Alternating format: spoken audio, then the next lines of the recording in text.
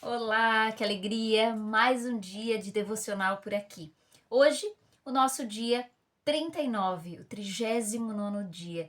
Estamos aí a poucos dias de terminar o nosso devocional e de entender qual é o verdadeiro propósito de Deus na nossa vida e como viver uma vida com propósito, que é este o tema deste devocional e que este o propósito deste devocional é que nós possamos descobrir o que Deus quer da nossa vida e que nós possamos também entender que Ele deu um propósito único e exclusivo para cada um de nós. E hoje ele traz um tema muito reflexivo. Quando eu olhei, quando eu comecei a ler, eu disse, uau, isso é muito forte. E ele traz assim, equilibrando sua vida. Vivam com o devido senso de responsabilidade, não como homens que não conhecem o significado da vida, mas como aqueles que o conhecem. Isso está em Efésios 5,15. Vivam como aqueles que conhecem a responsabilidade da sua vida. Qual é a responsabilidade da sua vida? Você está vivendo para quê? Reflita. E depois, então, segundo Pedro 13,17. Não permitam que os erros dos maus conduzam vocês pelo caminho errado e façam vocês perderem o equilíbrio. Ou seja, com quem você está andando? Ou você deixa a sociedade ou pensamentos da sociedade influenciarem as suas decisões por não saber quem verdadeiramente você é? Entenda, é preciso se posicionar. E depois então o autor começa a sua reflexão acerca deste tema. Bem-aventurados os que vivem em harmonia, pois sobreviverão a todos. Uma das competições das Olimpíadas de Verão é o pentatlo, composto por 5 modalidades: tiro, esgrima, equitação, corrida e natação. O objetivo do pentatleta é vencer todas as 5 provas, não apenas uma ou duas. Sua vida também é um pentatlo, com 5 propósitos que devem ser mantidos na mesma proporção. Esses propósitos foram praticados pelos primeiros cristãos em Atos 2, explicados por Paulo em Efésios 4 e exemplificados por Jesus em João 17, mas estão resumidos no grande mandamento e na grande comissão de Jesus. Essas duas declarações resumem todo este livro, os 5 propósitos de Deus para a sua vida. O primeiro, ame a Deus de todo o seu coração. Você foi formado para o prazer de Deus, portanto, seu propósito é amar a Deus por meio da adoração. Segundo, ame o próximo como a si mesmo. Você foi formado para servir, portanto, seu propósito é demonstrar amor a outras pessoas por meio do ministério. Terceiro, vá e faça discípulos. Você foi formado para uma missão. Portanto, seu propósito é compartilhar a mensagem de Deus por meio do evangelismo.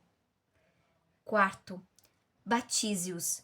Você foi formado para fazer parte da família de Deus. Portanto, seu propósito é se identificar com a Igreja do Pai por meio da comunhão. 5. Ensine-lhes todas as coisas. Você foi formado para se tornar semelhante a Cristo. Portanto, seu propósito é amadurecer por meio do discipulado. Você deve pegar esses 5 propósitos, aliás, as 5 declarações que resumem o seu propósito e agir e fazer, executar diariamente na sua vida, para que assim você possa viver o propósito de Deus. E você vai entender que não é sobre uma coisa isolada, é sobre eixos da sua vida, é sobre decisões em áreas da sua vida, é sobre estar a serviço do Senhor neste mundo. E o autor então continua. Um compromisso sério com o grande mandamento e com a grande comissão fará de você um grande cristão. Manter os 5 propósitos em igualdade não é nada fácil. Todos tendemos a enxergar nos propósitos que nos despertam maior paixão e a negligenciar os demais. Não dá para fazer só uma coisa. Você não pode ser bom exclusivamente em uma área. Você deve desenvolver todas as outras, porque você não é composto por uma única coisa. Você, na sua vida, tem várias áreas que você precisa estar em sintonia e em equilíbrio, e você precisa dar atenção. Muitas vezes você dá atenção a algumas e negligencia outras. O que Jesus pede a nós é para que nós possamos olhar para todas as áreas, sem negligenciar nenhuma. Manter os 5 propósitos em igualdade não é nada fácil. Todos tendemos a exagerar nos propósitos que nos despertam maior paixão e a negligenciar os demais. Aquele que julgamos ser mais fácil é aquele que nós damos mais atenção. As igrejas fazem a mesma coisa, mas você pode manter a sua vida equilibrada e estável, juntando-se a um grupo de pessoas que hajam em incentivo mútuo à responsabilidade, de modo que você possa avaliar regularmente sua saúde espiritual, registrar seu processo em um diário pessoal e transmitir o que aprendeu a outros. Essas 4 atividades são importantes para que a vida seja dirigida por propósitos. Se você deseja seriamente se manter no caminho certo, precisará desenvolver esses hábitos. Converse sobre o assunto com um companheiro espiritual ou no grupo. A melhor maneira de assimilar as ideias deste livro é discuti-las com outras pessoas no ambiente de grupo da igreja. A Bíblia diz: como o ferro torna cortante o ferro, igual modo as pessoas podem aperfeiçoar umas às outras. Aprendemos melhor em comunidade. Nossa mente fica mais aguçada e nossas convicções mais profunda por meio da conversão. É importante que você se reúna em grupos para que vocês formem um grupo de leitura e de estudo bíblico. Por quê? Por que isso é importante? Por que estudar a palavra de Deus em grupo é importante? Porque cada um de nós tem uma percepção. Cada um de nós pode compartilhar e pode agregar ao nosso conhecimento. E aí, quando nós ensinamos e quando nós falamos aquilo que entendemos, o conhecimento fica. E quando ele é dito, a palavra ecoa. Então, é importante ter um grupo de estudos para debater sobre os temas, para ler a palavra, para refletir sobre ela, porque aí sim o ensinamento verdadeiramente entra no nosso coração e na nossa mente, e aí, consequentemente, nós agimos. Um pequeno grupo de leitura proporciona muitos benefícios que não podem ser alcançados somente por um livro, porque vem de encontro com aquilo que cada um vive, com a sua história, e aí é compartilhada, que é o que faz sentido, que é o que conecta. Vocês podem comentar o que estão aprendendo e discutir exemplos da vida real. Podem orar, incentivar e apoiar uns aos outros à medida que começam a viver esses propósitos. Lembrem-se de que fomos feitos para crescer juntos, não separadamente. E a Bíblia diz: encorajem uns aos outros e fortaleçam uns aos outros. Faça um autoexame espiritual periódico. A melhor forma de harmonizar os 5 propósitos em sua vida é por meio de uma autoavaliação periódica. Deus dá grande valor a esse hábito. Somos orientados pelo menos 5 vezes nas Escrituras a verificar e a examinar nossa saúde espiritual. A Bíblia diz: testem-se para saber se estão firmes na fé. Não se enganem, pensando que tudo está garantido. Criem o hábito do autoexame. Vocês precisam de evidências de primeira mão, não apenas de ouvir dizer que Jesus Cristo está com vocês. Façam um teste. Se o resultado não for bom, tomem alguma providência. Ajam, é preciso agir. Com o objetivo de manter a saúde física, você precisa ir regularmente ao médico para verificação dos sinais vitais, pressão sanguínea, temperatura, peso e assim por diante. Para a sua saúde espiritual, você precisa examinar regularmente os 5 sinais vitais da adoração, da comunhão, do crescimento do caráter, do ministério e da missão. Jeremias aconselha: vamos analisar a forma como vivemos e reorganizar a vida conforme a direção do Eterno. E aí nós precisamos entender que é preciso começar a agir de modo diferente, sair da manada, Não fazer como a massa faz, fazer o certo e o que é bom. Anote seu progresso em um diário. A melhor forma de consolidar o progresso no cumprimento dos propósitos de Deus para a sua vida é mantendo um diário espiritual. Não se trata de um registro dos acontecimentos, mas das lições de vida das quais você não gostaria de se esquecer. A Bíblia diz: é fundamental que nos apeguemos com firmeza ao que ouvimos, para que não nos desviemos. Podemos nos lembrar do que registramos. Escrever ajuda a esclarecer o que Deus está fazendo na sua vida.